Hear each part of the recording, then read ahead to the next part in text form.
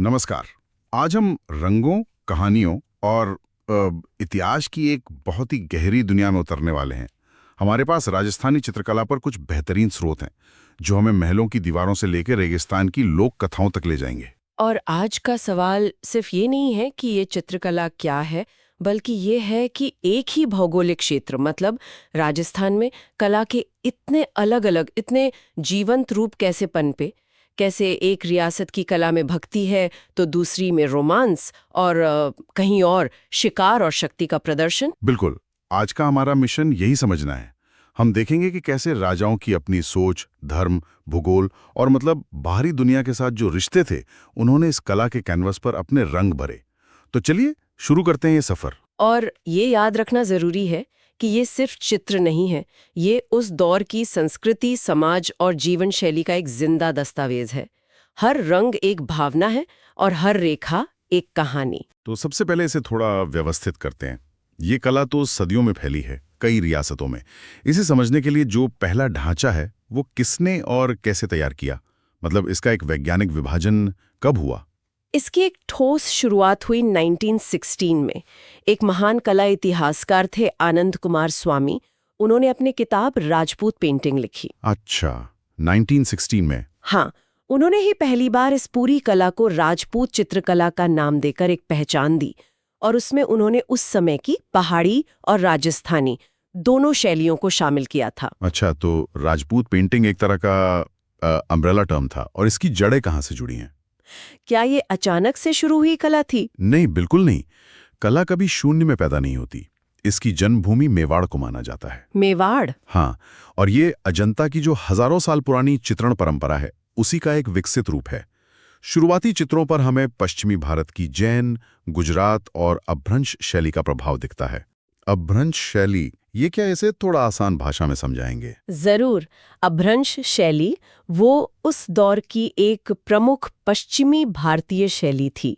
इसकी पहचान है तीखी नाक, चेहरे से थोड़ी बाहर निकली हुई आंखें और कोणीय रेखाएं। अच्छा। आपको शुरुआती राजस्थानी चित्रों में इसकी झलक मिल जाएगी, लेकिन 17वीं सदी आते आते जैसे ही मुगलों के साथ रिश्ते बने, एक नया और बहुत गहरा प्रभाव इस कला पर दिखने लगा। मतलब इस एक बड़ी राजपूत चित्रकला के अंदर भी कई अलग-अलग केंद्र या स्कूल बन गए, जो अपनी अपनी पहचान बना रहे थे? हाँ, मुख्य रूप से इसे 4 भौगोलिक स्कूलों में बांटा गया है, जो अलग-अलग रियासतों में पनपे। पहला है मेवाड़ स्कूल, जिसमें उदयपुर, नाथद्वारा और देवगढ़ आते हैं। ठीक है। दूसरा है मारवाड़ स्कूल, जिसमें जोधपुर, बीकानेर और किशनगढ़ जैसी विश्व प्रसिद्ध शैलियां हैं। तीसरा है हाड़ौती स्कूल, यानी कोटा और बूंदी का इलाका। कोटा बूंदी, हाँ। और चौथा है ढूंढाड़ स्कूल, जिसमें जयपुर, अलवर और शेखावाटी की कला शामिल है। तो चलिए मेवाड़ से शुरू करते हैं, जिसे इस कला की जन्मभूमि भी कहा जाता है। यहाँ का सबसे पहला ज्ञात चित्र कौन सा है? सबसे पहला जो ज्ञात चित्र है वो 1260 ईस्वी का है, महाराणा तेज सिंह के समय का। नाम है श्रावक प्रतिक्रमण सूत्र चूर्णी। ये ताड़ के पत्ते पर बना एक चित्रित ग्रंथ है। 1260 मतलब काफी पुराना।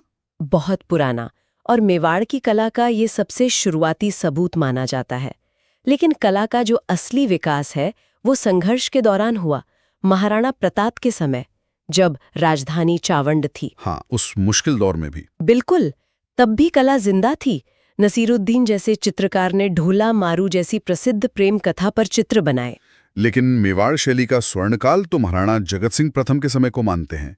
ऐसा क्या खास हुआ उनके दौर में? जगत सिंह प्रथम कला के बहुत बड़े संरक्षक थे। उन्होंने सिर्फ चित्र नहीं बनवाए, बल्कि कलाकारों के लिए एक पूरा संस्थान बनाया। उदयपुर के महलों में चितेरों की ओबरी की स्थापना की। हाँ हाँ, तस्वीरों रो कारखानों भी कहते हैं उसे। बिल्कुल, तस्वीरों रो कारखानों, ये एक तरह की शाही आर्ट वर्कशॉप थी, जहां कलाकार एक साथ काम करते, सीखते और नई तकनीकें विकसित करते थे। ये कला में एक बहुत बड़ा निवेश था। और इस शैली की पहचान क्या बनी? मतलब चित्रों को देखकर कैसे पता चलेगा कि ये मेवाड़ शैली है? साहिबुद्दीन और मनोहर जैसे चित्रकारों ने इसकी पहचान गढ़ी। चटकीले रंग, खासकर लाल और पीले रंग का भरपूर इस्तेमाल, और चित्रों में आपको कदम्ब के पेड़ खूब दिखेंगे, जो सीधे सीधे कृष्ण लीला के प्रसंगों से जुड़े हैं। मेवाड़ की कला में भक्ति का भाव सबसे ऊपर है। मेवाड़ की दो उप शैलियों का भी जिक्र है, नाथद्वारा और देवगढ़। नाथद्वारा तो आज भी बहुत प्रसिद्ध है। हाँ, और नाथद्वारा की कला तो पूरी तरह से भक्ति को समर्पित है। ये वल्लभ संप्रदाय का केंद्र है, जहाँ श्रीनाथ जी की भक्ति होती है। यहाँ की सबसे प्रसिद्ध कला है पिछवाई। पिछवाई, ये क्या होता है? ये श्रीनाथ जी की मूर्ति के पीछे लगने वाले कपड़े का एक बड़ा चित्रित पर्दा होता है, जिस पर कृष्ण लीला के दृश्य बने होते हैं। इसमें आपको केले के पेड़ों का चित्रण और हरे पीले रंगों की बहुतायत दिखेगी। ये कला मंदिर की पूजा अर्चना का एक अभिन्न अंग है। तो मेवाड़ में कला का मुख्य स्वर भक्ति और धर्म है।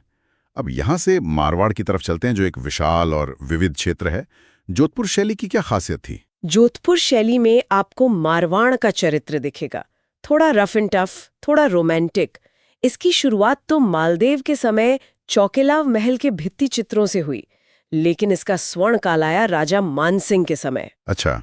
वे नाथ संप्रदाय के अनुयायी थे, इसलिए उनके समय में नाक्स चरित्र और शिव पुराण जैसे ग्रंथ चित्रित हुए। पर जोधपुर की आत्मा प्रेम कहानियों में बसती है।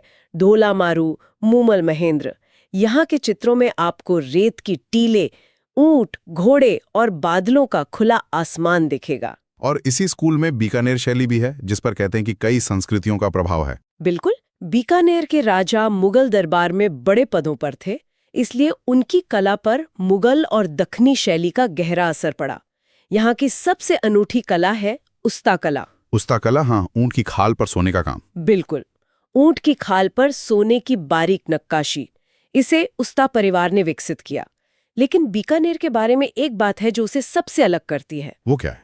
बीकानेर के चित्रकार अपने चित्रों पर अपना नाम और तारीख लिखते थे। अच्छा, ये तो बड़ी अनोखी बात है उस जमाने के हिसाब से। ये उस दौर में एक क्रांतिकारी बात थी। क्रांतिकारी क्यों? ये तो एक सामान्य बात लगती है। आज लगती है, पर तब नहीं थी।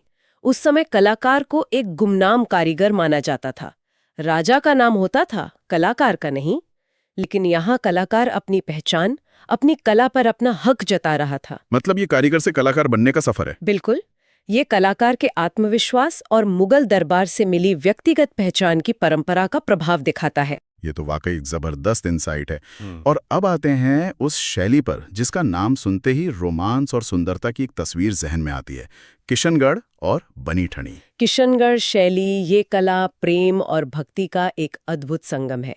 इसके नायक थे राजा सावंत सिंह, जो खुद नागरीदास के नाम से कृष्ण भक्ति की कविताएं लिखते थे। नागरीदास। हाँ, और उनकी प्रेमिका और बाद में पत्नी विष्णुप्रिया, जो एक कवयित्री और गायिका थी, वही इतिहास में बनीठनी के नाम से अमर हुई। बनीठनी का मतलब क्या है? इसका मतलब है सजी धजी।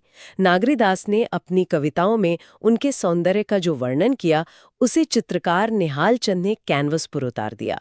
उन्होंने सावंत सिंह और बनीठनी के प्रेम को राधा कृष्ण के दिव्य प्रेम का रूप दे दिया। और इस शैली की पहचान वो लंबी गर्दन, कमल जैसी आंखें। हाँ, लंबे, पतले और सुराहीदार शरीर, कमल जैसी बड़ी आंखें, तीखी नाक और गुलाबी सफेद रंगों का जादू, ये उसकी पहचान है। और इसे भारत की मोनालिसा भी कहा जाता है। हाँ, कला पारखी एरिक बिक्सन और फयाज अली ने जब इस चित्र को दुनिया के सामने रखा, तो उन्होंने इसकी तुलना मोनालिसा से की।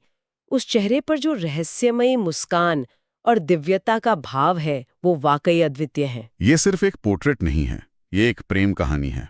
बिल्कुल, एक प्रेम कहानी, एक भक्ति गीत और एक कलात्मक शिखर का प्रतीक है। मारवाड़ में कुछ और छोटी शैलियों का भी जिक्र है, जैसे जैसलमेर और नागौर। हाँ, और वे भी अपनी जगह खास हैं।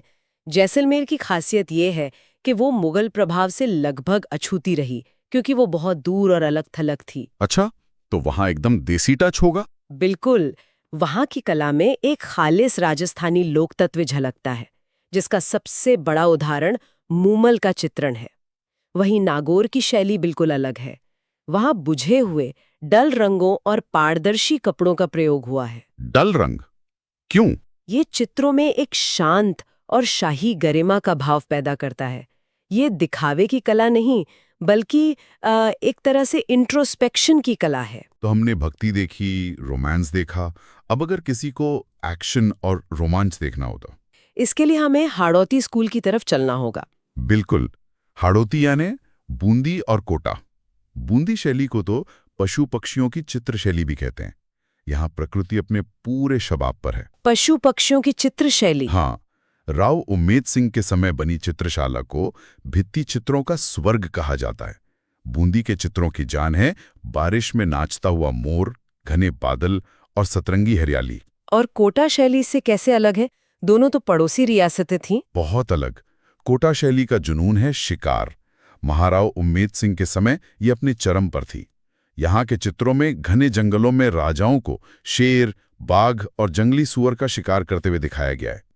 उन चित्रों में गजब की ऊर्जा और गति है। यहाँ एक बहुत ही अनोखी बात का जिक्र है हमारे स्रोतों में कि रानियों को भी शिकार करते दिखाया गया है, और यही कोटा शैली की सबसे प्रगतिशील बात है। उस दौर में जहाँ महिलाओं को अक्सर महलों के अंदर नाजुक विषयों के साथ चित्रित किया जाता था, वहीं कोटा के कलाकार रानियों और उनकी दासियों को भी घोड़ों पर सवार होकर बंदूकें और भाले लेके बंदूकें और भाले लेकर शिकार करते हुए दिखा रहे थे। ये महिलाओं को एक सक्रिय और शक्तिशाली भूमिका में दिखाता है, जो उस समय के लिए एक बहुत बड़ी और साहसी बात थी। क्या बात है। तो कला सिर्फ सुंदरता ही नहीं बल्कि सामाजिक बदलाव भी दर्ज कर रही थी। अब आखिरी स्कूल की ओर बढ़ते हैं, ढूंढाड़, जयपुर और आमेर पर तो मुगलों का सबसे ज्यादा असर था। हाँ, क्योंकि जयपुर के शासकों के मुगलों से सबसे करीबी राजनीतिक और पारिवारिक संबंध थे। इसलिए यहाँ की कला में आपको मुगल शैली का जो परिष्कार और यथार्थवाद है वो साफ दिखेगा। अच्छा। यहाँ तक कि अकबर के लिए महाभारत का फारसी अनुवाद रज़्मनामा भी यहीं के कलाकारों ने चित्रित किया था। सवाई जयसिंह ने कलाकारों के लिए सूरत खाना नाम से एक विभाग बनाया, और सवाई प्रताप सिंह के समय यह कला अपने स्वर्ण काल में पहुंची।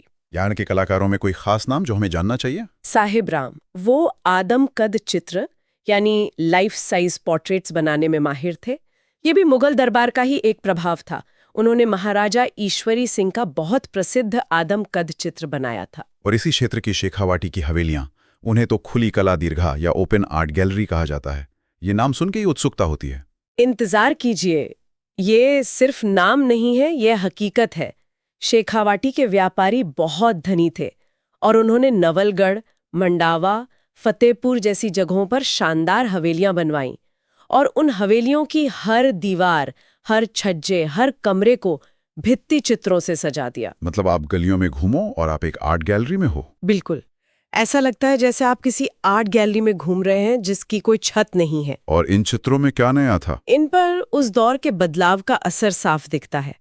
पारंपरिक धार्मिक कथाओं के साथ साथ आपको दीवारों पर रेलगाड़ी, साइकिल, ग्रामोफोन और अंग्रेज मेम साहबों के चित्र भी मिलेंगे। अच्छा, रेलगाड़ी भी? हाँ, ये दिखाता है कि कला कैसे अपने समय के साथ संवाद कर रही थी। ये पारंपरिक और आधुनिक दुनिया का एक दिलचस्प संगम है। ये तो हुई महलों और हवेलियों की बात जो शाही संरक्षण में पनपी। क्या ये कला आम लोगों के जीवन का भी हिस्सा थी? बिल्कुल, और इसका सबसे जीवंत उदाहरण है फड़ चित्रकला। ये शाहपुरा भीलवाड़ा की एक अद्भुत लोक कला है जिसे जोशी परिवार पीढ़ियों से संजोए हुए है। फड़ असल में होती क्या है? ये रेजी या खादी के एक बहुत लंबे कपड़े पर बनाई जाती है। इस पर किसी लोक देवता जैसे पाबूजी या देवनारायण जी की पूरी जीवन गाथा को छोटे छोटे पैनल में चित्रित किया जाता है। अच्छा, पूरी कहानी एक ही कपड़े पर? हाँ, पाबूजी की फड़ सबसे लोकप्रिय है और देवनारायण जी की फड़ सबसे लंबी और पुरानी। तो ये सिर्फ एक पेंटिंग नहीं है? नहीं, ये एक परफॉर्मिंग आर्ट है। भोपा और भोपी जो पारंपरिक पुजारी और गायक होते हैं, वे इस फड़ को गांव-गांव ले जाते हैं।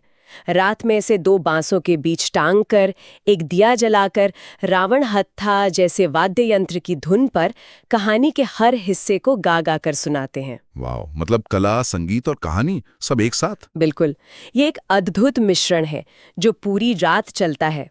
और अगर हम आधुनिक युग की बात करें तो कौन से कलाकार हैं जिन्होंने इस विरासत को आगे बढ़ाया? हमारे स्रोतों में कुछ दिलचस्प उपनामों का जिक्र है। हाँ, ये उपनाम उनकी कला की आत्मा को दर्शाते हैं। जैसे गोवर्धन लाल बाबा को भीलों का चितेरा कहते हैं, क्योंकि उन्होंने अपना पूरा जीवन भील जनजाति के सरल और रंगीन जीवन को चित्रित करने में लगा दिया। भीलों का चितेरा? और परमानंद चोयल को भैंसों का चितेरा कहा जाता है। उन्होंने भैंस को, जिसे एक साधारण जानवर माना जाता है, अपने चित्रों का नायक बनाया और उसकी शक्ति और शांत स्वभाव को कैनवस पर उतारा। भैंसों का चितेरा, ये तो बहुत अनूठा है। और भी है, सौभाग्यमल गहलोत नीड़ का चितेरा यानी घोंसलों के चित्रकार कहलाते हैं, और जगमोहन माथोड़िया ने कुत्तों को अपनी कला का विषय बनाया, इसलिए वे श्वान के चितेरे कहलाए। मतलब ये कलाकार दिखाते हैं कि कला के लिए प्रेरणा कहीं से भी आ सकती है, बस देखने वाली नजर चाहिए। बिल्कुल सही। तो ये थी राजस्थानी चित्रकला की दुनिया की एक झलक। हमने मेवाड़ की भक्ति से लेकर किशनगढ़ के रोमांस, कोटा के एक्शन और शेखावाटी के बदलते समाज तक का एक लंबा सफर तय किया। ये समझना वाकई दिलचस्प है कि कैसे हर रियासत ने कला को अपनी एक अलग आवाज दी। राजस्थानी चित्रकला कोई एक शैली नहीं, बल्कि शैलियों का एक गुलदस्ता है। इसमें हर फूल का अपना रंग, अपनी खुशबू और अपनी एक अलग कहानी है। ये कला हमें दिखाती है कि हमारा अतीत कितना विविध, रंगीन और कहानियों से भरा हुआ था। और अब श्रोताओं के लिए एक विचार। हमने देखा कि शेखावाटी के भित्ति चित्रों में उस दौर की नई तकनीक जैसे रेलगाड़ी और साइकिल को जगह मिली। जरा सोचिए, आज के डिजिटल और वैश्वीकरण के युग में राजस्थान की पारंपरिक कला पर क्या प्रभाव पड़ रहा होगा। 21वीं सदी की एक फड़ पेंटिंग में किन लोक देवताओं और किन कहानियों का चित्रण हो सकता है? क्या उसमें इंटरनेट, स्मार्टफोन या किसी सोशल मीडिया हीरो की कहानी होगी? सोचने वाली बात है। सोचिएगा जरूर।